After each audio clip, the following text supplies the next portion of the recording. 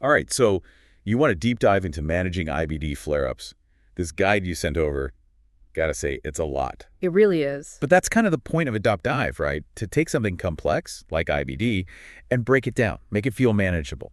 Absolutely. And I think what struck me about this guide is it doesn't pretend IBD is simple. It's not just, oh, my stomach hurts. There's a lot going on. Exactly. Yeah. Which is why, before we even get to managing flare-ups, maybe a little IBD 101 is in order, just to make sure we're all on the same page.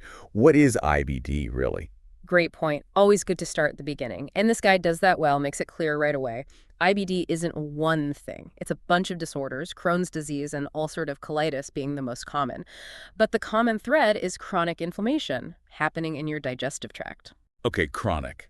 So we're not talking like, I had a bad burger, my stomach's upset for a day, that's it. Nope, not even close. Imagine your immune system, right? It's like this security guard. It's supposed to protect you. Yeah. But with IBD, it's like that guard got bad info, thinks your own immune digestive system is the enemy. Oh, no. So it attacks, that's the inflammation, and that's where the real trouble starts. Wow. Okay, that analogy paints a picture. So that attack, that's what causes all the symptoms we usually hear about, right? You got it. The usual suspects are all there in the guide. Pain, the cramping, diarrhea, fatigue, but then it goes deeper. Talks about those clues that are less obvious, which I think is so important for people to recognize. Less obvious. Okay, now I'm really interested. What kind of things are we talking here? Well, see, IBD messes with how your body absorbs nutrients, so you might lose weight unexpectedly, or be tired all the time, even if you're sleeping enough. Makes sense. Your body's fighting itself. No wonder it's exhausting. Right. The guide even mentioned a study, something like 60% of people with IBD have this fatigue that's beyond just being a little sleepy. It's a big deal. 60%, wow. But this guide, it's about flare-ups, right? Mm-hmm. So that means IBD isn't always on. Exactly. It can be unpredictable. There's a genetic component, sure, but it's not like you're destined for constant flare-ups from day one. So genes load the gun, but something else has got to pull the trigger. That's a great way to put it. And figuring out your triggers, that's huge for managing this effectively. Which makes me think, we got to talk about those triggers next. But before we do, something else from the guide caught my eye. It mentioned different parts of the digestive system being affected. What's the significance of that? You're already picking up on the details. Remember how we said IBD is a group of disorders? Well, where the inflammation's happening, that helps determine which type you're dealing with. Then that can change how it's managed. Crohn's disease, for example, it can affect any part of your digestive tract, from your mouth all the way down. Oh, wow, I see. But ulcerative colitis, that's mainly in the colon, so different battlefields, even if it's the same war, in a way. This is already mind-blowing. We haven't even gotten to the practical stuff. So we've got IBD, this internal battle going on, different areas, different triggers. Speaking of, this guy dives deep into triggers. Where do we even start with that? Yeah, it's a lot. The guide even says so. There are tons of potential triggers, which can feel overwhelming. But the good news is it's about finding your triggers, not some universalists. Okay, so less about bad foods, more about self-awareness, figuring out what your body's doing. Exactly. It's like they use this analogy in the guide like a detective, right? They don't just arrest everyone in sight. They gather clues, look for patterns. That's the food diary, your gut's detective work. Love that. Yeah. Already feeling more in control just thinking about it that way. But, gotta admit, seeing stress as a trigger, part of me's like, well, duh, isn't that life these days? Right. It's everywhere. But the guide digs into the how. Stress hormones, they don't just mess with your head. They mess with your gut directly. More inflammation, even changing the bacteria in there. Wild stuff. So not about pretending stress doesn't exist, but maybe managing those spikes. You got it.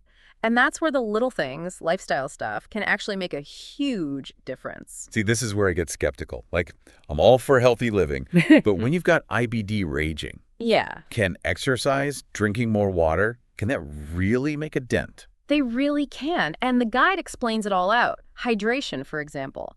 It's not just about being thirsty. Your gut needs water to work right. If it's dehydrated, those symptoms, like diarrhea, they get worse. Vicious cycle. Ooh, yeah. The vicious cycle. You're already down, and then dehydration just kicks you harder. Exactly. And then exercise, I know, when you're flaring, working out is probably the last thing you want to do. Speak for yourself. I'm thinking of becoming one with the couch. Chuckles. Fair enough. But even gentle stuff, the guide emphasizes that. Short walk, whatever you can manage. Because movement, it actually fights inflammation, calms your immune system down. Plus, the mood boost, the stress reduction, that all feeds back in, right? Okay, I see the bigger picture now. It's like not just checking boxes, Yeah. but giving your body the tools to fight back. Exactly. All right, we can't talk lifestyle without the big one, diet. The guide mentions low residue, low FODMAP. I'll be honest, those always sounded kind of scary, like medical textbook stuff. Can you break it down? Absolutely. Think of low residue as being kind to your gut. Foods that are easy to digest, won't irritate things further, white bread over whole wheat, that kind of thing. Less work for your system to break down. Okay, so less about what the food is, more about how much it's going to make your gut work over time. Yeah. Makes sense. What about FODMAPs? What even are those? FODMAPs, they're certain types of carbs. Some people, they just don't digest them well, can be a huge GE trigger, especially with IBD. So not just your typical junk food. We're talking stuff that could be considered healthy for other people. You got it. Some fruits, veggies, even dairy. The guide's got a list, which is helpful. But the point is, it's not about avoiding these foods forever. It's figuring out if you have a problem with them and how much you can handle. So personalization again, not some crazy restrictive diet. Right. And that's why working with a dietitian, one who really gets IBD, that's crucial. They can help you navigate all this, create a plan that works for you. Okay, so we've covered a lot of ground here. The what, the why, the how of IBD. But let's get real. Sometimes, even when you do everything right, flare-ups still happen. What's this guide say about handling those moments? Totally. It's like all that knowledge, got to put it into action when things get rough. And I like that this guy, it doesn't sugarcoat it. First thing, plain and simple, talk to your doctor. Right, none of that toughing it out stuff. Yeah. But once you're talking to the doc, what's the usual plan of attack for a flare-up? So they usually take this tiered approach, which makes sense when you think about it. Not jumping right to the strongest meds, more like adjusting what you're already doing first. So tweak things before you overhaul the whole system. Exactly, like maybe change the medication dose or when you take it. If that's not enough, then they might bring in the big guns, those biologic medications, the ones that really zero in on specific parts of your immune system. Okay, so step by step, based on how bad the flare is. Gotcha. What about all those home remedies, though? The guide mentions those. Heat pads, chamomile tea.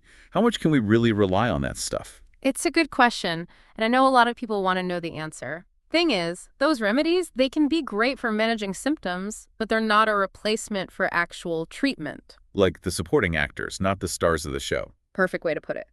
Take heat, for example. Belly cramps. Heat can be so soothing. The guide even explains why it relaxes your muscles, eases that cramping feeling. Cold, on the other hand, that's more for bringing down inflammation. So heat for cramps, cold for the swelling. Makes sense. Herbal teas, though.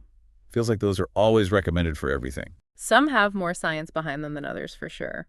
Chamomile, this guide specifically mentions it. That one actually does have anti-inflammatory stuff in it, which can help an irritated gut. No way. So it's not just in my head. There's actually something in chamomile that's doing the work. Yep. Not saying it's a miracle cure or anything, but it can help, especially during a flare, when you need all the relief you can get. For sure. Speaking of relief, this guide, it talks about relaxation techniques too. Gotta admit, when I'm flaring, deep breathing is not high on my list of priorities. Oh, I hear you.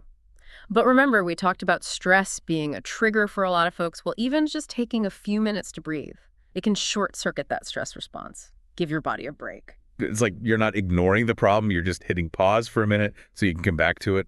Exactly. And over time, doing that, it can actually make you better at handling stress in general, which then helps your IBD in the long run. It's all connected, isn't it? The food, the meds, but then also how you're thinking, how you're feeling. Speaking of feelings, this guide doesn't shy away from how tough IBD can be mentally and emotionally. Right. It's huge that they included that. Living with this, it's not just your body, it's your mind, too. That gut-brain connection is real. The guide even says stress, anxiety, even being scared of a flare-up, that can actually make your symptoms worse. Oh man, the vicious cycle strikes again. But knowing that, being aware of it, that can be powerful in itself, right? Yeah. If you can manage the stress, build up that mental resilience, that can help your physical health too. 100%. And that's where those lifestyle things we talked about, they come back in. Exercise, sleep, even just being out in nature, those all help your mental game, which then helps your IBD. It's a win-win. So as we wrap up this deep dive, what's the one thing you hope our listener who's dealing with all this IBD stuff, what do they take away from this? You know, for me, it's about feeling empowered. The more you know about IBD, the less scary it becomes. You figure out your triggers, you work with your doctor, you advocate for yourself. You can live a good life, even with IBD. That's the message. Love that. Knowledge is power, right? This guide's a roadmap, but you're the one driving. Yeah. And hey, maybe this deep dive sparks some new ideas for you, things you want to explore further. If so, awesome. That's what we're here for. Thanks for joining us on this deep dive into the world of IBD. Until next time, stay curious.